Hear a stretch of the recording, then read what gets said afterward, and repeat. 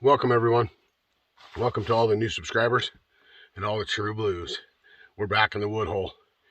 It's May 10th. We made it back. We made it. No snow on the road no more. It's all good. It's all cleared out. It's ready to go. Wish we could have made it here for TazMan-Palooza, but there's always next year, right?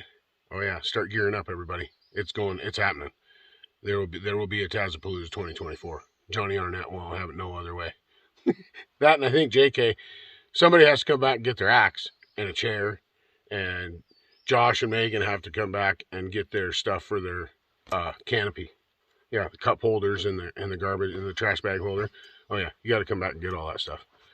Anyway, we're back in the wood hole, and what we're up here today doing, we've got the 500i and we've got the Taz XP. The 500, they both have 28-inch bars on them. I'm not going to switch any chains or anything like that. I'm going to cut down a balsam. And what we're trying today is a semi-skip chisel chain that is square ground. I square ground it on the square jig from SquareCutter, squarejig.com. Go check it out. I'll try to leave a link in the description if I remember. Hopefully I remember. Anyway, I want to show you this square grind, and we tried it on the stump, and then I tried to cut with it, and it did okay. So I touched it up. One side was a little bit different than the other, so I touched it up, and I did touch the rakers. I did take a swipe off the rakers on the 500i. Okay, now on the Taz XP, I'll explain that when we start running that one. Okay, so right now, let's explain. Let's check out this chain, and I don't know if the zoom and all that, and the focus and all that kind of stuff will work. I hope it does. I'll make it work, just for you guys. Yeah. Okay. That's the square grind on the 500i.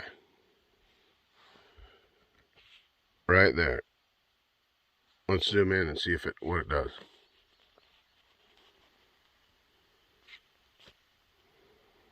Yeah, and this is the other side of a tooth right here on the side plate. Looks pretty good, don't it? We're going to see how it works for falling, but as you can see, just a tiny swipe, not a whole lot, off the rakers. Just a tiny swipe. Not bad, huh?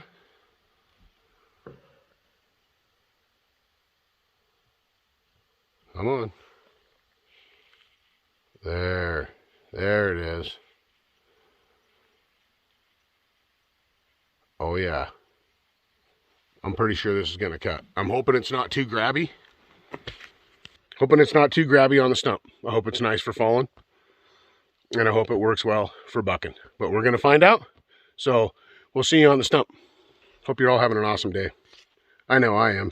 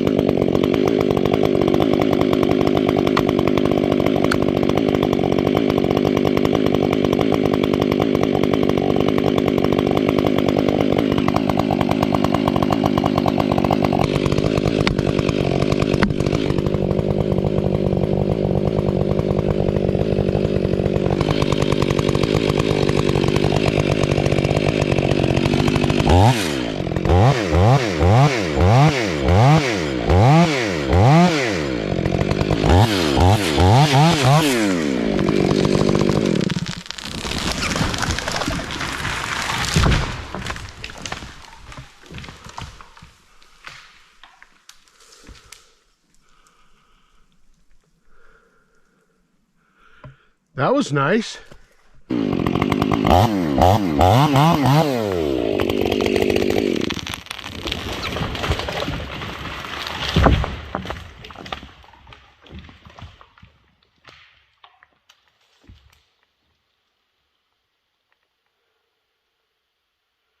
That was nice.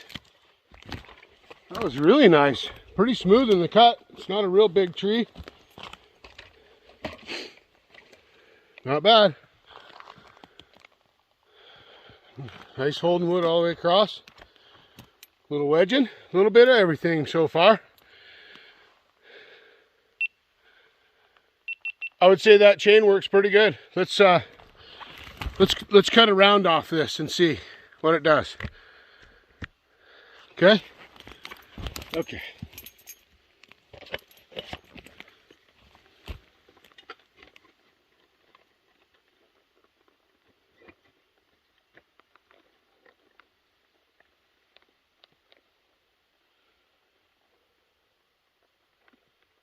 Didn't seem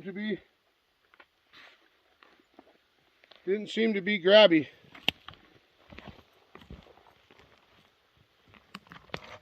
Square up the stump some.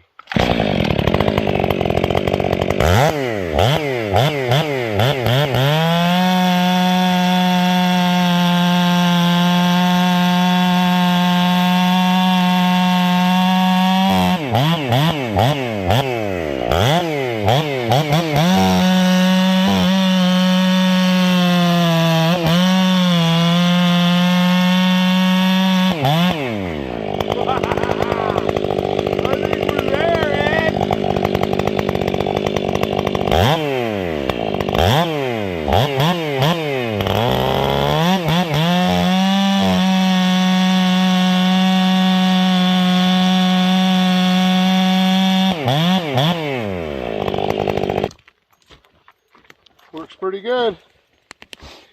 Works pretty good. Pretty nice tree. We're gonna, we got it off the ground.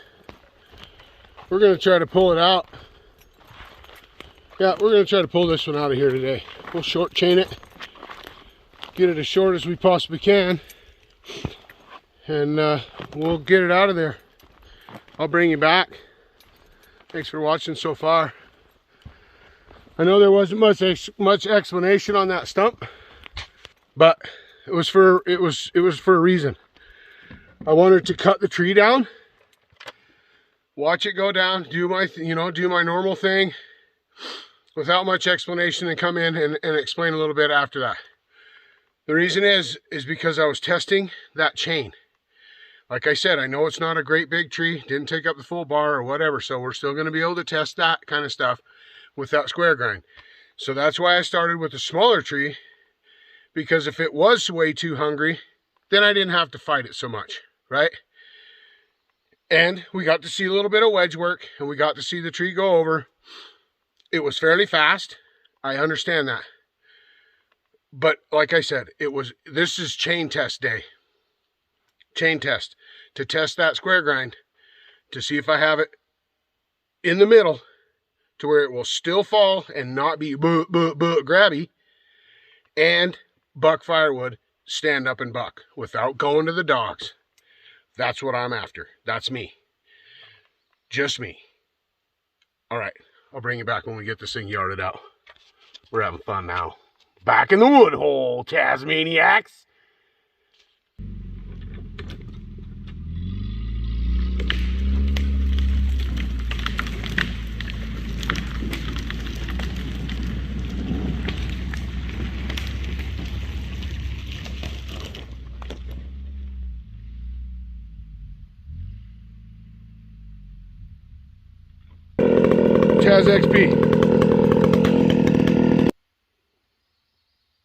Taz XP, square ground on a Archer, full house, full chisel chain. Square ground, again, on the SquareJig from SquareJig.com, the SquareCutter. That's it. Can you see how wide that tooth is? that tooth is wide on these Archer chains, right? Got a nice sharp point. It's a little bit, might be a little bit off here and there, but like I said, getting the stone set, the wheel, takes practice and takes time, and that's what we're doing. But this chain is aggressive right out of the box. And I took one swipe off of the rakers on this one also. It might be a little bit aggressive, but we're going to see what it does. I hope it is aggressive, because then I'm right there where I need to be. So I'll quit yapping.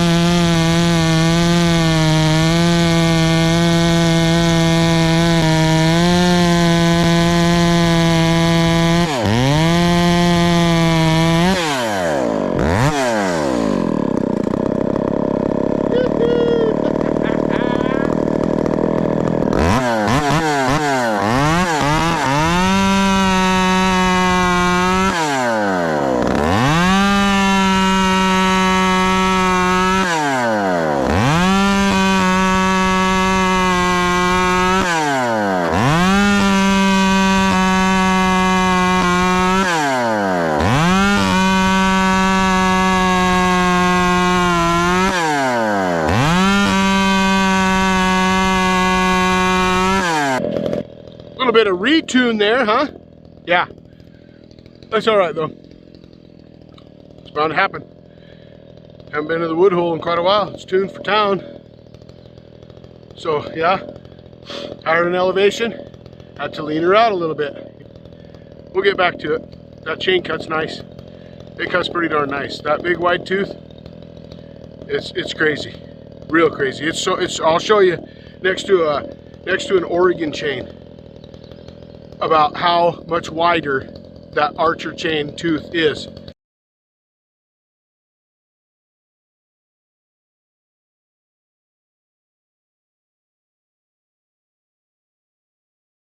So it's going to make it more aggressive because it's trying to cut a wider chip, a bigger chip, which wider curve, right? Right. Yep. It still cuts real nice, I think. It's pretty darn smooth. You saw the raker test going down with the tip in there. Wasn't jumping around, banging around, none of that business. More cut, did just fine. We're on it. We are on the square grind right now.